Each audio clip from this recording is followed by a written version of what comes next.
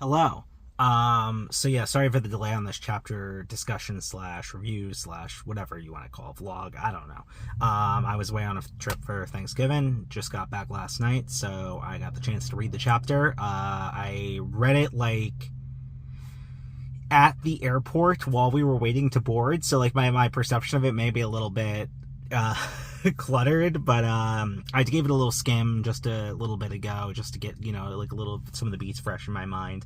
um I think at this stage in the game I'm loving every chapter. I don't think there's anything to say where I hated this chapter, oh my god. It's never really gonna happen for me, I don't think, unless the really shits the bed, but there are some weird decisions that I'm a little like okay with. If this is his name Rodo, is that the guy, the fake sun god guy's name? If this is like the end of dealing with him, I don't think it will be. I have faith that he'll come back. Like, it's gonna be a little weird. Like, I hope that they'll give an explanation as to why Haryuden like accepted him into the crew in the first place, when he seems like everyone on the crew has such disdain for him. It doesn't really seem like a dynamic that would fit very well for the Straw Hats. Like, of course there's like some friendly animosity between Sanji and Zoro, but for the most part they're a family, and they love each other deeply. Everyone loves each other deeply. This seems a little weird, and it's definitely like a small crew. The new giant pirates are definitely like a small Straw Hat-esque sized crew. As opposed to, like, the crews that have like hundreds of people on them that are like prevalent throughout the seas in the story. So yeah, so like it's definitely supposed to be like somewhat analogous to that, yet there's someone that like everyone in the crew absolutely despises. So I hope they continue that thread and explain like his purpose. I hope he's part of the story more, because they didn't really, my bet would be Haryuden has like a soft spot for him based on something that happened in the past or childhood or something, like something like that. I don't know for sure, but that's kind of where I'm going. But that kind of ties into another thing, and that's the Straw Hats are united again. And I don't think anything really happened that dividing them would have been advantageous for. Like, it almost seems like it was literally just a plot device wrote up in the moment to make sure that the, first founding members of the Straw Hat crew didn't see the VV message. That's like the sense of what I'm getting here, which we don't know is necessarily confirmed to be a VV message, but that seems like most likely what it is. But that's the sense I'm getting here, and that's a little like contrived, I would say. It just feels a little weird that like he would like create this whole like Roto side plot, and like sort of a filler arc, if you will, unless it comes back, just to separate them so they don't see that message. I don't know, it felt a little strange to me. I wonder like if the intentionality will become more clear as it progresses, like same with like the Roto stuff. Like, I think it will. But right now it just seems a little weird and contrived, so I'm very unclear what they're doing. I thought we were kind of going to be getting two sort of parallel Elbaf arcs, at least for a while, where like, maybe, one crew was going to be dealing with like, like the more newer Straw Hats were going to be dealing with like Saul and like the road poneglyph stuff and Man Marked by Flames maybe, and that stuff. And then the other crew was going to be dealing with like the core Elbaf plot with like Loki and like the royalty and like what's going on with that. But it seems like they're all uniting now in the same spots, and all the characters are converging on one place. So it seems like those dreams are kind of quashed. But who knows? They could get separated again. I don't know what the intentionality was yet, though. And I think it will take time. Like, take more time, a few more chapters maybe, or even longer to figure that out, or for Oda to explain that. So, right now it seems like a little bit of contrived writing, but, like, it's definitely nowhere near, like, a detractor where I'm like, oh, this arc's bad, right off the bat. It's still, like, I'm still so excited to see everything that's going on and so hyped. So, like, don't get me wrong, like, I'm just nitpicking really here. Yeah. Oh, so they're focusing a lot on this, like, giant kid, and I think he showed up back when Shanks was facing off against Captain Kidd. and his ice cream buffet, deep cut. Anyone know reference? Anyway, it seems that like this kid is being set up to be very analogous to Luffy, where it's a child that was, you know, like hung out at like a bar, was heavily influenced by Shanks and inspired by Shanks. But I think what they're trying to do, and they were kind of doing this like with like I thought they were really doing this with characters like Bonnie.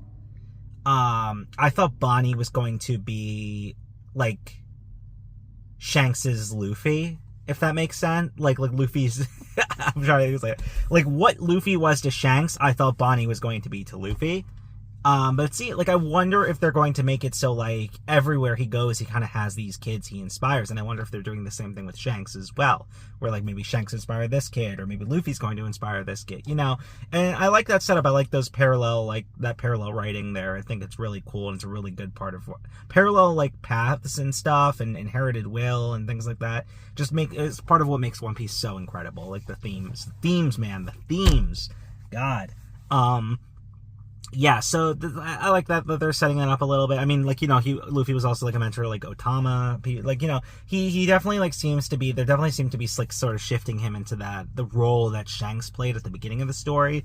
Luffy is kind of like stepping into that role slowly, and I really like that.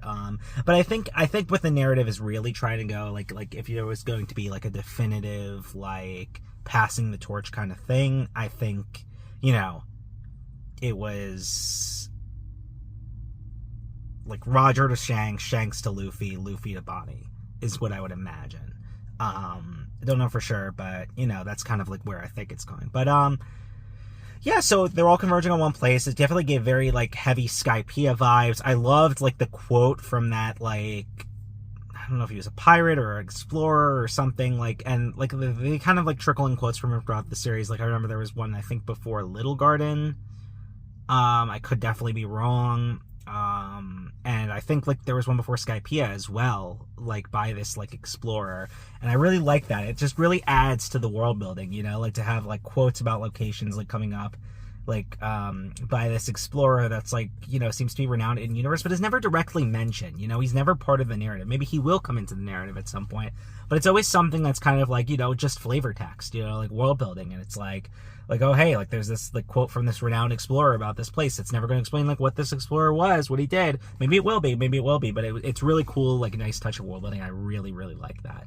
And it really like it gives me major, like, I think Morg said this as well, but it's giving me major like Skypiea energy going to this arc, even though I know it's going to be directly more tangentially, like not tangentially related, but like more like concretely related to the current narrative and like setting up everything for the final, you know, the rest of the final saga. So it's going to be a lot more concretely impactful on the narrative, but it definitely is like, you know, it definitely gives me those vibes and that energy, and it's kind of like bittersweet because I almost feel like this is going to be the last time we're starting this new like journey / adventure on a new island and having this like full like large arc on like a big place, you know.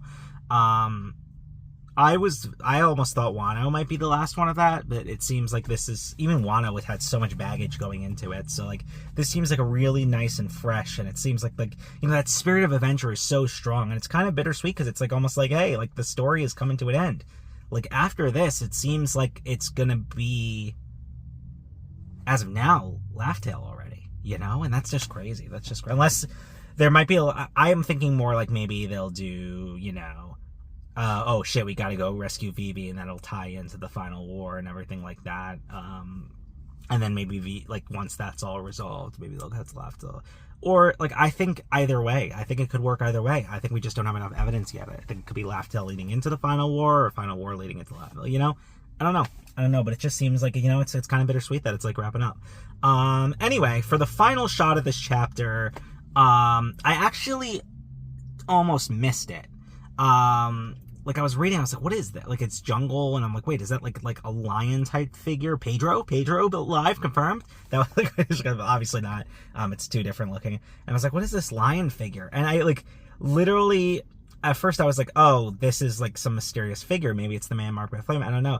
And then I literally stepped back, and I was like I think I was like I was texting people and they were all like you know like did you catch the figure? And I was like yeah, it was a little fuzzy, but I saw it. And then I realized like they weren't talking about that figure at all. No, they were talking about the little guy in the corner on the bottom right that was walking past that. So that seems to be some sort of like relic or statue or something in the deep jungle somewhere on Elbaf. And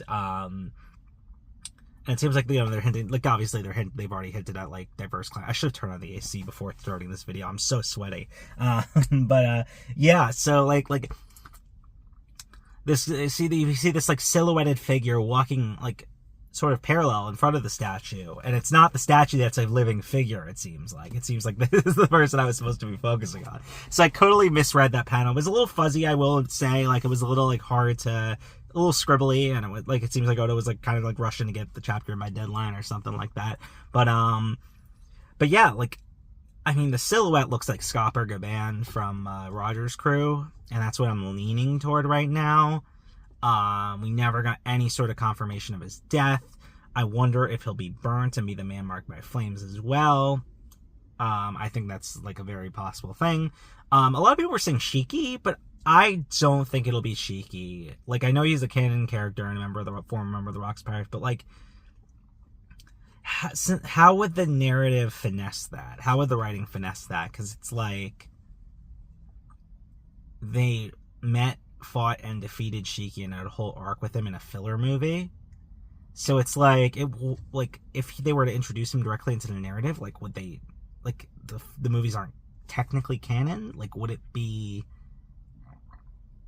Like how would they finesse that? Would it be like a first introduction to the character as if the movie never happened?